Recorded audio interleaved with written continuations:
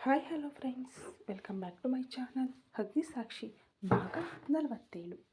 ಯಾವಾಗಲೂ ಆ ಸಮಯಕ್ಕೆ ಡಿನ್ನರ್ ಮುಗಿಸಿ ತನ್ನ ಬೆಡ್ರೂಮ್ಗೆ ಹೋಗಿ ಮಲಗುತ್ತಿದ್ದ ತಾಯಿ ಇವತ್ತು ಹಾಲಿನಲ್ಲೇ ಇದ್ದುದನ್ನು ನೋಡಿ, ಏನಮ್ಮ ಇನ್ನು ಮಲಗಿಲ್ವಾ, ಇಲ್ಲೇ ಇದ್ದೀಯಾ, ಏನು ವಿಷಯ ಅಂತ ಕೇಳಿದಾಗ, ನಿಮಗಾಗಿಯೇ ಕಾಯ್ತಾ ಇದ್ದೀನಿ ಎಂದಿದ್ದಕ್ಕೆ ಕಲ್ಪ ಆಶ್ಚರ್ಯದಿಂದ ನೋಡುತ್ತಾಳೆ.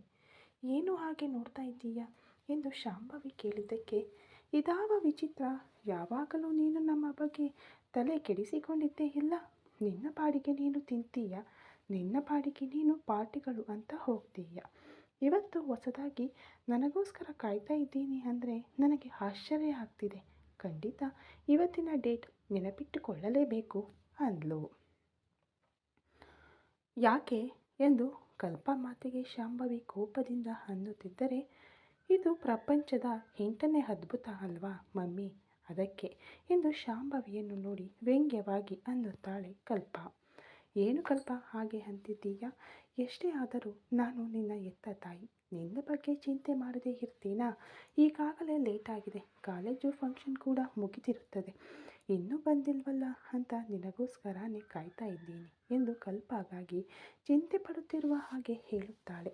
ಅಷ್ಟರಲ್ಲಾಗಲೇ ಕಾಲೇಜು ಫಂಕ್ಷನ್ನಿಂದ ತುಂಬ ಸುಸ್ತಾಗಿದ್ದರಿಂದ ಶಾಂಭವಿ ಜೊತೆ ಇನ್ನೂ ಆರ್ಗ್ಯುಮೆಂಟ್ ಮಾಡೋಕ್ಕೆ ಇಷ್ಟವಿಲ್ಲದೆ, ಸರಿ ಬಿಡು ಮಾಮ್, ಈಗ ಬಂದಿದ್ದೀವಲ್ಲ, ನೀನು ಕೂಡ ಹೋಗಿ ರೆಸ್ಟ್ ತಗೋ ಎಂದು, ನಡಿರಿ ಅತ್ತಿಗೆ, ನಾವು ಕೂಡ ಮೇಲಕ್ಕೆ ಹೋಗೋಣ ಅಂತ ಅನ್ನುತ್ತಿದ್ದಾಗ, ಸರಿ ಎಂದು ಗಾನವಿ ಕೂಡ ಕಲ್ಪ ಜೊತೆ ಮೇಲಕ್ಕೆ ಹೋಗುತ್ತಿದ್ದರೆ, ಗಾನವಿ ಮುಖ ನೋಡಿದ ಶಾಂಭವಿ, ಏನಾಯಿತು ಗಾನವಿ, ಯಾಕೆ ಅಷ್ಟು ಡಲ್ಲಾಗಿದ್ದೀಯಾ ಎಂದು ಏನೂ ಗೊತ್ತಿಲ್ಲದ ಹಾಗೆ ಕೇಳುತ್ತಾಳೆ.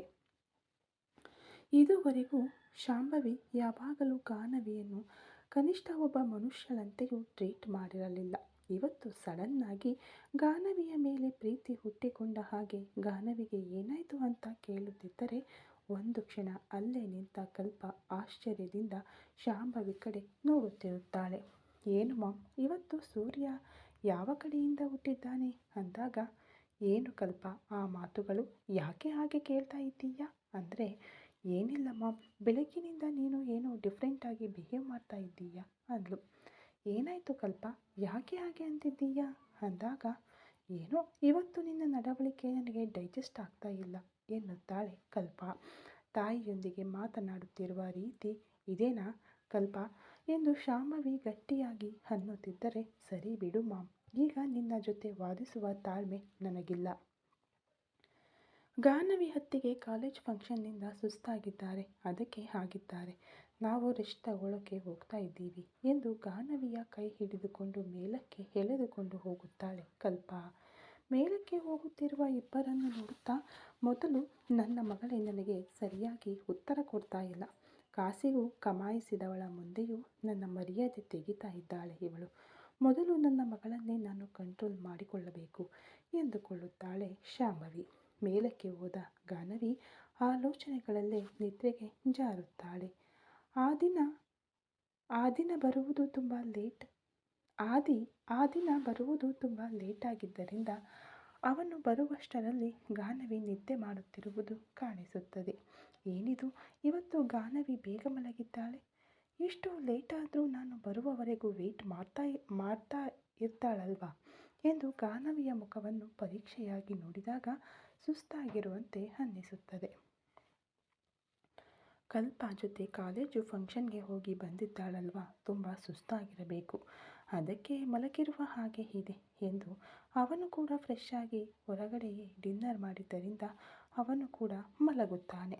ಅತ್ತ ಗಾನವಿಯನ್ನು ಆದಿಯಿಂದ ಬೇರ್ಪಡಿಸಬೇಕೆಂದು ನೋಡುತ್ತಿರುವಷ್ಟೆಲ್ಲ ಅದು ಹೇಗೆ ಸಾಧ್ಯವಾಗುತ್ತದೆ ಎಂದು ಒಂದು ಪ್ಲ್ಯಾನ್ ಮಾಡಿಕೊಂಡು, ಅವರ ಪ್ರಾಜೆಕ್ಟ್ಗಾಗಿ ಆದಿ ಅವರ ಕಂಪನಿಯೊಂದಿಗೆ ಟೈಅಪ್ ಆಗಿದ್ದಕ್ಕೆ ಗ್ರ್ಯಾಂಡಾಗಿ ಒಂದು ಪಾರ್ಟಿ ಅರೇಂಜ್ ಮಾಡೋಣ ಎಂದು ಆ ಫಾರಿನರ್ಸ್ ಜೊತೆ ಮಾತನಾಡುತ್ತಾಳೆ. ಈಗ ಪಾರ್ಟಿ ಏನು ಎಂದು ಅವಳ ಕೊಲೀಗ್ಸ್ ಅನ್ನುತ್ತಿದ್ದರೆ, ಪಾರ್ಟಿ ಕೊಡುವುದರಿಂದ ನಮ್ಮ ಪ್ರಾಜೆಕ್ಟ್ಗೆ ಒಳ್ಳೆ ಪಬ್ಲಿಸಿಟಿ ಸಿಗುತ್ತೆ ಎಂದು ಹೇಳಿದ್ದರಿಂದ ಬಿಸಿನೆಸ್ ದೃಷ್ಟಿಯಿಂದ ಯೋಚಿಸಿದ ಅವರು ಆ ಪಾರ್ಟಿಗೆ ಒಪ್ಪಿಕೊಳ್ಳುತ್ತಾರೆ. ಅವರು ಒಪ್ಪಿಕೊಂಡಿದ್ದರಿಂದ ಸಂತೋಷವಾಗಿ ಇನ್ನು ಲೇಟ್ ಮಾಡದೆ ಕೃಷ್ಣಕುಮಾರ್ ಅವರ ಜೊತೆ ಮಾತನಾಡಿ ಎಷ್ಟು ಸಾಧ್ಯವೋ ಅಷ್ಟು ಬೇಗ ಪಾರ್ಟಿ ಅರೇಂಜ್ ಮಾಡಿ ಆಗಲೇ ನಮ್ಮ ಪ್ರಾಜೆಕ್ಟ್ಗೆ ಪಬ್ಲಿಸಿಟಿ ಚೆನ್ನಾಗಿ ಆಗುತ್ತೆ, ನಾವು ಅಂದುಕೊಂಡ ಸಕ್ಸಸ್ ಸಿಗುತ್ತೆ ಎಂದು ಅವರನ್ನು ಎನ್ಕರೇಜ್ ಮಾಡುತ್ತಾಳೆ. ಮರುದಿನ ಬೆಳಿಗ್ಗೆಯೇ ಆ ಫಾರಿನರ್ಸ್ ಕೃಷ್ಣ ಅವರ ಜೊತೆ ಪಾರ್ಟಿ ಬಗ್ಗೆ ಮಾತನಾಡಿದರೆ ಅವರು ಕೂಡ ಬಿಸ್ನೆಸ್ ಫೀಲ್ಡ್ನಲ್ಲಿ ಎಲ್ಲರನ್ನ ಕರೆದು ತನ್ನ ಪ್ರಾಜೆಕ್ಟ್ ವಿಷಯ ಹೇಳಿದರೆ ಪ್ರಾಜೆಕ್ಟ್ ಪಬ್ಲಿಸಿಟಿ ಚೆನ್ನಾಗಿಯೇ ಆಗುತ್ತದೆ ಎಂದು ನಂಬಿ ಪಾರ್ಟಿಗೆ ಓಕೆ ಮಾಡುತ್ತಾರೆ. ಅದರಿಂದ ಸಂತೋಷವಾಗಿ ಗಾನವಿಯನ್ನು ಈಗ ಹೇಗೆ ಕಾಪಾಡ್ತೀಯೋ ನಾನು ನೋಡ್ತೀನಿ ಆದಿ ಎಂದುಕೊಳ್ಳುತ್ತಾಳೆ ಸ್ಟೆಲ್ಲಾ. ನೀನು ನನಗೆ ಸಿಗಬೇಕೆಂದರೆ ಮೊದಲು ಆ ಗಾನವಿಯನ್ನು ನಿನ್ನಿಂದ ದೂರ ಮಾಡಬೇಕು ಎಂದು ನನಗೆ ಚೆನ್ನಾಗಿ ಅರ್ಥವಾಗಿದೆ. ನನ್ನ ಜೊತೆ ಬಂದವನು ಗಾನವಿಯ ಕಡೆ ಇಷ್ಟದಿಂದ ನೋಡುವುದನ್ನು ನಾನು ಗಮನಿಸಿದ್ದೇನೆ. ಅವನನ್ನು ಉಪಯೋಗಿಸಿಕೊಂಡು ಗಾನವಿಯನ್ನು ನಿನಗೆ ಹೇಗೆ ದೂರ ಮಾಡ್ತೀನೋ ನೋಡು ಎಂದು ಕನ್ನಿಂಗ್ ಆಗಿ ಯೋಚಿಸುತ್ತಾಳೆ. ಅಷ್ಟೇ ಅಲ್ಲ, ಪಾರ್ಟಿ ಕಲ್ಚರ್ ಗೊತ್ತಿಲ್ಲದ ಗಾನವಿಯನ್ನು ಎಲ್ಲರ ಮುಂದೆಯೂ ಅವಮಾನ ಪಡುವಂತೆ ಮಾಡುತ್ತೇನೆ. ಮೊನ್ನೆ ನಿಮ್ಮ ಮನೆಗೆ ಬಂದಾಗ ನಿಮ್ಮ ಗ್ರಾನಿ ನನ್ನನ್ನು ಎಷ್ಟೊಂದು ಅವಮಾನಿಸಿದರು, ಆ ಅವಮಾನವನ್ನೆಲ್ಲ ಗಾನವಿಯ ಮೇಲೆ ತೀರಿಸಿಕೊಳ್ಳುತ್ತೇನೆ ಎಂದು ಸೇಡಿನಿಂದ ಅಂದುಕೊಳ್ಳುತ್ತಾಳೆ ಸ್ಟೆಲ್ಲಾ. ನಿನ್ನ ಹೆಂಡತಿಯನ್ನು ಎಲ್ಲರೂ ಏನೂ ಗೊತ್ತಿಲ್ಲದ ಹಳ್ಳಿ ಹುಡುಗಿ ಎಂದು ಬೈಯುತ್ತಿದ್ದರೆ ನಾನು ಸಂತೋಷ ಪಡುತ್ತೇನೆ. ಆಗ ಗಾನವಿಯನ್ನು ಎಲ್ಲರ ಮುಂದೆ ಹೇಗೆ ಕಾಪಾಡುತ್ತೀಯೋ ನಾನು ನೋಡುತ್ತೇನೆ ಅಂದುಕೊಳ್ಳುತ್ತಾಳೆ. ಕೃಷ್ಣ ಅವರು ಕೂಡ ಪಾರ್ಟಿಗೆ ಓಕೆ ಹೇಳಿದ್ದರಿಂದ ತಕ್ಷಣ ಕಂಪನಿಯಲ್ಲಿ ಎಲ್ಲರಿಗೂ ಸರ್ಕ್ಯುಲರ್ ಪಾಸ್ ಆಗುತ್ತದೆ. ಇನ್ನೊಂದು ವಾರದಲ್ಲಿ ಗ್ರ್ಯಾಂಡ್ ಪಾರ್ಟಿ ಇದೆ ಎಂದು. ಆದಿ ಸಡನ್ ಆಗಿ ಪಾರ್ಟಿ ಅರೇಂಜ್ ಮಾಡುವುದು ಏನು ಎಂದು ದೀಪಕ್ನನ್ನು ಕೇಳುತ್ತಿದ್ದರೆ ಅಷ್ಟರಲ್ಲಾಗಲೇ ಕೃಷ್ಣ ಅವರ ಜೊತೆ ದೀಪಕ್ ಮಾತನಾಡಿರುವುದರಿಂದ ಸ್ಟೆಲ್ಲಾ ಅವರು ಹೇಳಿದ್ದನ್ನು ಹೇಳುತ್ತಾನೆ. ಯಾಕೋ ಇದೆಲ್ಲ ಸ್ಟೆಲ್ಲಾ ಪ್ಲ್ಯಾನ್ ಅಂತ ಅನ್ನಿಸ್ತಾ ಇದೆ. ಅವಳು ಈ ಪಾರ್ಟಿಯಲ್ಲಿ ಏನೋ ಮಾಡೋ ಹಾಗೆ ಇದ್ದಾಳೆ. ಏನೇ ಆಗಲಿ ಸ್ವಲ್ಪ ಜಾಗರೂಕತೆಯಿಂದ ಇರು ಎಂದು ದೀಪಕ್ ಹೇಳುತ್ತಿದ್ದರೆ ಯೋಚನೆಯಲ್ಲಿ ಬೀಳುತ್ತಾನೆ ಆದಿ. ಆಲೋಚನೆಯಲ್ಲಿರುವ ಆದಿಯನ್ನು ನೋಡಿ ಏನು ಯೋಚಿಸ್ತಾ ಇದ್ದೀಯಾ ಎಂದು ಕೇಳುತ್ತಿದ್ದರೆ ಏನಿಲ್ಲ, ಸ್ಟೆಲ್ಲಾ ಬಗ್ಗೆನೇ ಯೋಚಿಸ್ತಾ ಇದ್ದೀನಿ.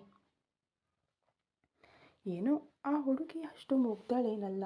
ಆ ದಿನ ಗಾನವಿಯನ್ನು ತುಂಬ ಕೋಪದಿಂದ ನೋಡ್ತಾ ಇದ್ದಿದ್ದನ್ನು ನಾನು ಗಮನಿಸಿದ್ದೇನೆ. ಗಾನವಿ ನಿನಗೆ ಅವಳಿಗೆ ಅಡ್ಡಿಯಾಗಿದ್ದಾಳೆ ಎಂದು ತಿಳಿದು ಆ ಕೋಪವನ್ನು ಗಾನವಿ ಮೇಲೆ ಶಿಫ್ಟ್ ಮಾಡುತ್ತಾಳೇನೋ ಅನ್ನೋ ಭಯ ಇದೆ. ಗಾನವಿಯನ್ನು ಕೂಡ ಗಮನಿಸು ಎನ್ನುತ್ತಿದ್ದರೆ ನಾನು ನೋಡ್ಕೋತೀನಿ, ನೀನು ಟೆನ್ಷನ್ ಪಡಬೇಡ ಎಂದು ದೀಪಕ್ನನ್ನು ತನ್ನ ಕ್ಯಾಬಿನ್ಗೆ ಕಳುಹಿಸಿ ಆ ದಿನ ವರ್ಕ್ ಮಾಡಲು ಮೇಲ್ ಮಾಡುತ್ತಾನೆ. ಕಾಲೇಜು ಫಂಕ್ಷನ್ ಮುಗಿದ ಮರುದಿನದಿಂದ ಕೂಡ ಗಾನವಿ ಬಗ್ಗೆ ಹೇಳಬೇಕೆಂದುಕೊಂಡಿದ್ದ ದೀಪಕ್ಗೆ ವರ್ಕ್ ಟೆನ್ಷನ್ನಿಂದ ಆ ವಿಷಯವೇ ಮರೆತು ಹೋಗುತ್ತದೆ. ಅದಲ್ಲದೆ ಆದಿ ನಾರ್ಮಲ್ ಆಗಿಯೇ ಇದ್ದಿದ್ದರಿಂದ ಗಾನವಿ ಮಾಮೂಲಾಗಿಯೇ ಇದ್ದಾಳೆ. ಆ ದಿನ ಏನೋ ತನ್ನ ಭ್ರಮೆಯಾಗಿರಬಹುದು ಅಂದುಕೊಂಡು ಆ ವಿಷಯವನ್ನು ಅಲ್ಲಿಗೆ ಬಿಡುತ್ತಾನೆ ದೀಪಕ್. ಹಾಗೆ ಮತ್ತೆ 2 ದಿನಗಳು ಕಳೆಯುತ್ತವೆ. ಗಾನವಿಗೆ ಆ ದಿನದ ನಂತರ ಮತ್ತೆ ಅಜಯ್ ಕಾಣಿಸಿಕೊಳ್ಳುವುದು ಆಗಲಿ ಅವನ ಕುರುಹುಗಳಾಗಲಿ ಏನೂ ಇಲ್ಲದಿರುವುದರಿಂದ ಸ್ವಲ್ಪ ಭಯ ಕಡಿಮೆ ಮಾಡಿಕೊಂಡು ನೆಮ್ಮದಿಯ ಉಸಿರು ಬಿಡುತ್ತಾಳೆ ಗಾನವಿ. ಗಾನವಿ ಮತ್ತೆ ಸ್ವಲ್ಪ ಸ್ವಲ್ಪ ನಾರ್ಮಲ್ ಆಗುವುದನ್ನು ಗಮನಿಸುತ್ತಿರುವ ಶಾಂಭವಿ ಗಾನವಿಯನ್ನು ಹೆದರಿಸಲು ಈ ಬಾರಿ ಏನು ಮಾಡಬೇಕೆಂದು ಯೋಚಿಸುತ್ತಿರುತ್ತಾಳೆ. ಪಾರ್ಟಿ ಬಗ್ಗೆ ಅನೌನ್ಸ್ ಮಾಡಿದ ಕೃಷ್ಣ ಅವರು ಆ ದಿನ ಮನೆಗೆ ಬಂದು ತಮ್ಮ ಫ್ಯಾಮಿಲಿ ಮೆಂಬರ್ಸ್ ಎಲ್ಲರೊಂದಿಗೂ ಪಾರ್ಟಿ ಬಗ್ಗೆ ಹೇಳುತ್ತಾರೆ. ಕಲ್ಪ ಸಂತೋಷವಾಗಿ ವಾವ್ ಡ್ಯಾಡ್ ಪಾರ್ಟಿನಾ ಎಂದು ಆನಂದ ಪಡುತ್ತಿದ್ದರೆ ಶಾಂಭವಿ ಮುಖ ಕೂಡ ಪಾರ್ಟಿ ಎನ್ನುತ್ತಿದ್ದಂತೆ ಬೆಳಗುತ್ತದೆ. ಆದರೆ ಗಾನವಿ ಮಾತ್ರ ಏನೂ ಮಾತನಾಡದೆ ಸೈಲೆಂಟ್ ಆಗಿರುತ್ತಾಳೆ. ಏಕೆಂದರೆ ಅವಳು ಚಿಕ್ಕವಳಿದ್ದಾಗಿನಿಂದ ಯಾವತ್ತೂ ಅಷ್ಟೊಂದು ಜನರ ಮಧ್ಯೆ ಹೋಗಿರಲಿಲ್ಲ. ಅಂತಹ ಪಾರ್ಟಿಗಳಿಗೆ ಕೂಡ ಅವಳು ಯಾವತ್ತೂ ಹೋಗಿಲ್ಲ. ಒಂದು ರೀತಿಯಲ್ಲಿ ಹೇಳಬೇಕೆಂದರೆ ಅಷ್ಟು ಜನರ ಮಧ್ಯೆ ಹೋಗಬೇಕೆಂದರೆ ಅವಳಿಗೆ ತುಂಬ ಭಯ. ಚಿಕ್ಕವಳಿದ್ದಾಗಿನಿಂದ ಒಂಟಿಯಾಗಿಯೇ ಬೆಳೆದಿದ್ದಾಳೆ. ಅದಕ್ಕೆ ಈಗ ಕೃಷ್ಣ ಅವರು ಪಾರ್ಟಿ ಬಗ್ಗೆ ಹೇಳುತ್ತಿದ್ದರೂ ಕೂಡ ಅವಳು ಏನೂ ಮಾತನಾಡಲಿಲ್ಲ. ಗಾನವಿ ಏನೂ ಮಾತನಾಡದೆ ಇರುವುದನ್ನು ನೋಡುತ್ತಿರುವ ಕೃಷ್ಣ ಅವರು ಏನಮ್ಮ ಗಾನವಿ, ಪಾರ್ಟಿ ಅಂದರೆ ನಿನಗೆ ಖುಷಿ ಇಲ್ವಾ? ನೀನ್ಯಾಕೆ ಸೈಲೆಂಟ್ ಆಗಿದ್ದೀಯಾ? ನೀನು ಕೂಡ ಏನಾದರೂ ಹೇಳು ಅನ್ನುತ್ತಿದ್ದರೆ ಅದೇನಿಲ್ಲ ಮಾವಯ್ಯ, ನನಗೆ ಚಿಕ್ಕವಳಿದ್ದಾಗಿನಿಂದ ಇಂಥವೆಲ್ಲ ಅಭ್ಯಾಸ ಇಲ್ಲ, ಅದಕ್ಕೆ ಮೌನವಾಗಿದ್ದೀನಿ ಎಂದು ಅನ್ನುತ್ತಿದ್ದರೆ ಪಕ್ಕದಲ್ಲೇ ಇದ್ದ ಕಲ್ಪ ನಿಮಗೆ ಚಿಕ್ಕವಳಿದ್ದಾಗಿನಿಂದ ಅಭ್ಯಾಸ ಇಲ್ಲದಿದ್ದರೆ ಏನಾಯಿತು ಅತ್ತಿಗೆ, ಈಗ ಎಲ್ಲವನ್ನು ಅಭ್ಯಾಸ ಮಾಡಿಕೊಳ್ಳುವಿರಂತೆ. ನಿಮ್ಮ ಪಕ್ಕದಲ್ಲೇ ನಾನಿದ್ದೀನಲ್ವಾ, ನಿಮಗೆ ಯಾವುದು ಏನು ಅಂತ ಎಲ್ಲ ಹೇಳೋಕೆ ಎಂದು ಗಾನವಿ ಜೊತೆ ಅನ್ನುತ್ತಿದ್ದರೆ, ಅವರಿಬ್ಬರ ಮಧ್ಯೆ ಇರುವ ಸಾಮೀಪ್ಯವನ್ನು ನೋಡುತ್ತಾ ಕೃಷ್ಣ ಅವರ ಮನಸ್ಸು ತೃಪ್ತಿಯಿಂದ ತುಂಬಿ ಹೋಗುತ್ತದೆ. ಆದರೆ ಮನಸ್ಸಿನಲ್ಲಿ ಮಾತ್ರ ಪಾರ್ಟಿ ಎನ್ನುತ್ತಿದ್ದಂತೆ ಅವಳಿಗೆ ಭಯವಾಗುತ್ತದೆ. ಗಾನವಿಗೆ ಯಾಕೆಂದರೆ ಇಷ್ಟು ದಿನ ಅವಳು ಸಂತೋಷವಾಗಿ ಇದ್ದು ಒಮ್ಮಿಂದೊಮ್ಮೆಲೆ ಕಲ್ಪ ಕಾಲೇಜಿಗೆ ಹೋದಾಗ ಅಷ್ಟು ಜನರ ಮಧ್ಯ ಎಲ್ಲಿಂದ ಬಂದನು ಅಜಯ್, ಅವಳಿಗೆ ಗೊತ್ತಿಲ್ಲದೆ ಅವಳ ಹಿಂದೆ ನಿಂತು ಅವಳನ್ನು ಬೆದರಿಸಿ ಹೋದನು. ಅಂದರೆ ಅವಳನ್ನು ಎಲ್ಲ ಸಮಯದಲ್ಲೂ ಅಬ್ಸರ್ವ್ ಮಾಡುತ್ತಿದ್ದಾನೆ ಎಂದು ಗಾನವಿಗೆ ಅರ್ಥವಾಗುತ್ತದೆ. ಅವಳು ಮನೆಯಲ್ಲಿ ಇರುವವರೆಗೂ ಮನೆ ಸುತ್ತ ಟೈಟ್ ಸೆಕ್ಯೂರಿಟಿ ಇರುವುದರಿಂದ ಅವನು ಅವಳ ಮನೆಯೊಳಗೆ ಬರುತ್ತಿಲ್ಲ.